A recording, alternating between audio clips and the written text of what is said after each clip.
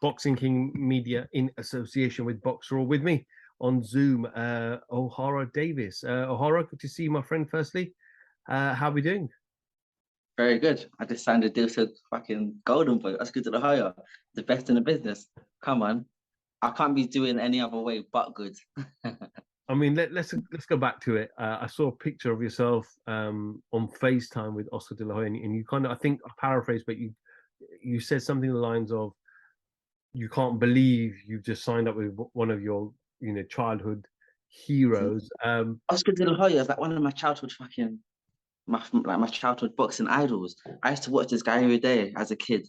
I used to sit there and I used to watch all his fights. I used to watch the All Access and the 24/7s. And listen, I've really looked up to Oscar. So then to sign to him and to be in a chat with him on FaceTime, it's just another it's just like another level to me. I've been signed to Eddie Hearn, I've been signed to Frank Warren, and these are both big names, and I've looked up to them both. But then to sign up to Oscar De La Hoya, it's like it don't get any better than that. I just need to make sure that I go out there and I perform on fight night and I get the win, because I didn't get in the position that I'm in because I'm a nice guy. I got here because I know how to fight and I've been getting the wins, and I've got myself to ranked at #1 with the WBA. So, if I want to continue rising in levels, I need to continue winning. I saw some tweets from yourself a number of weeks ago to Rolly Romero, to Leonard Ellaby. At that time, you weren't signed to anyone particularly. I know you obviously Leader manages you, but Mhm. when did Golden Boy come into the conversation? Eddie Hearn's spoken recently about him making an offer to you as well. So how did it all come about? Just break it down for me. Golden Boy's always been in the picture. I'm Ohara Davies. I get offers from everywhere now. I'm getting offers left, right, and center. I beat Lewis Ritson. I'm ranked at #1 in the WBA. Who doesn't want me on their team? Who doesn't want me on the side? Eddie Hearn said in an interview in the past, I will never work with Ohara Davies.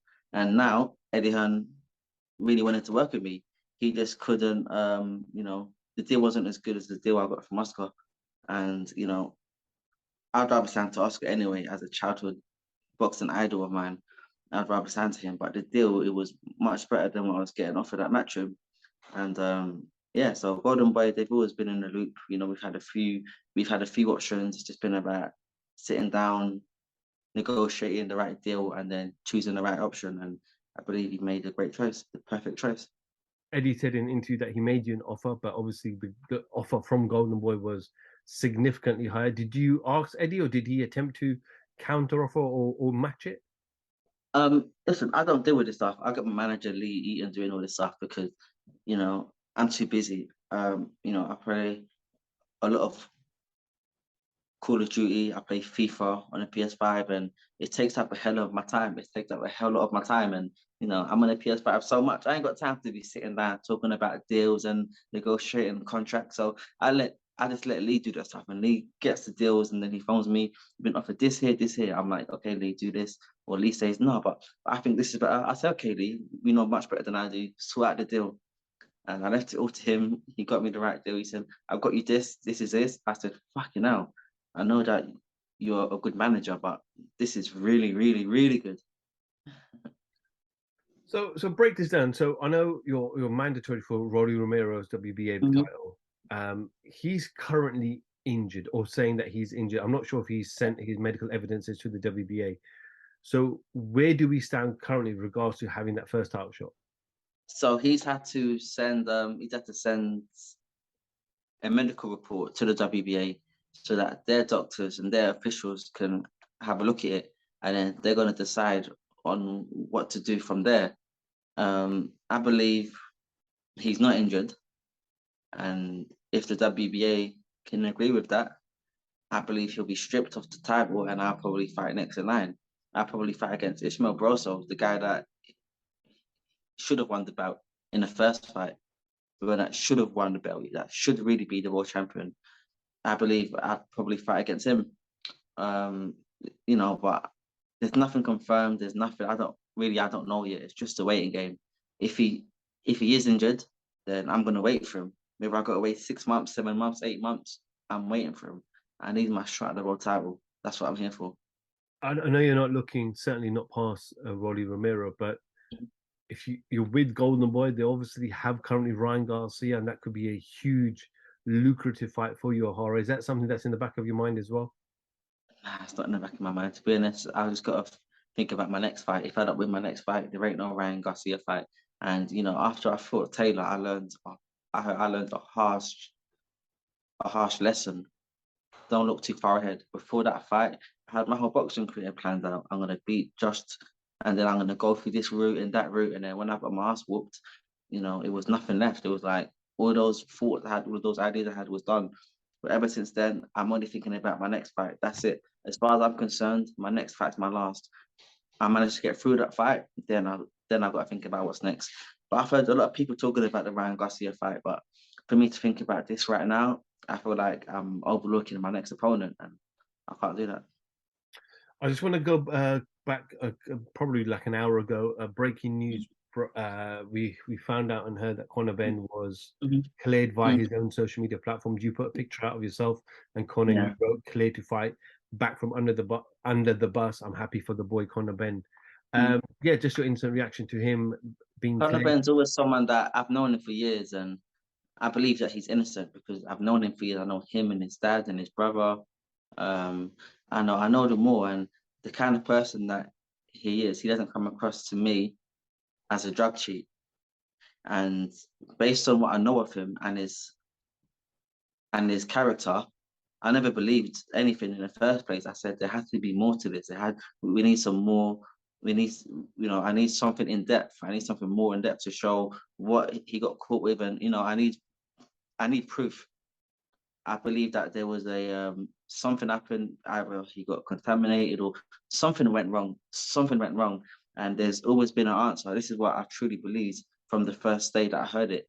I heard from the first day that I heard the news that he failed the drug test, and you know it took a year, but I'm glad that he got his name cleared because he had to go through a hell of a lot, going outside, getting called names by fans, and you know the DMs over social media, people saying he's a drug cheat, people, you know, they keep on quoting eggs, they're excellent, and doing all of these things to him.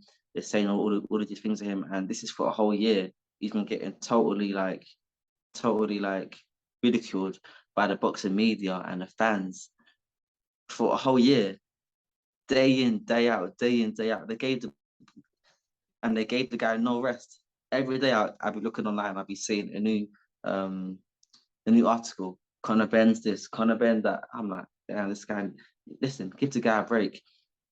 And I've always believed that he's innocent and that something went wrong. I'm just glad that it got cleared. It took a year, but it could have been worse. Have you managed to speak to him since? I haven't spoken to him since. I last spoke to him probably about a month ago. I spoke 3 weeks, 4 weeks ago. I spoke to him, but I haven't spoke to him because I probably won't message him either. Because listen, when something like this news breaks, you got the whole world on your back. Everyone's messaging you. Everyone's trying to phone you. And I'm like, nah, mate. Enjoy your time with your son and your wife and your family. You ain't need to hear from me. If I say I'm happy, and what? I'm happy, and what? No, I'm happy in the background. I post a picture. I'm happy in the background. Let the guy enjoy his life and his week and his day, because this is probably the best day of his life that he's had in the past year. The last thing he needs is his phone being rang down 24/7. Enjoy your family. Just want to go back when you spoke to him about a month ago. What was his kind of state of mind then? When I spoke to him about a month ago, I just spoke to him about the boxing show. It was about the Gary Cully defeat. He was at the show because so he was at the show, and then I don't know who he went to watch. Who was the main event for that card? Katie Taylor. Hey, Taylor. Katie Taylor, and I just spoke to him about the Gary Cully fight, and I just said, you know what? Anyway, I changed the subject. I said, you know what? I hope you get this thing all sorted out and you manage to clear your name. I spoke to him a few times over the past year, and in each time I just said the same thing. I hope you clear your name. I hope you clear your name. I hope you clear your name. But the longer it took, it was looking more and more unlikely. Because to clear your name, if it takes a whole year, that's a long time. I thought it should have been cleared within the first few weeks or so, but it took a whole year. So the longer it took, I was looking more and more unlikely. But all I could just say to him is, I hope, be strong, keep strong, stay strong. There's really nothing else I could say. Well, we'll look forward to some fight news for Conor Benn. I'm sure Eddie Hearns obviously puts a video clip out as well to say that he'll like to get Conor out in September and then into a big one in December. So yeah, we look forward to some fight news for Conor Benn. And yeah, and Ohara, congratulations once again, and we'll wait for some fight announcements.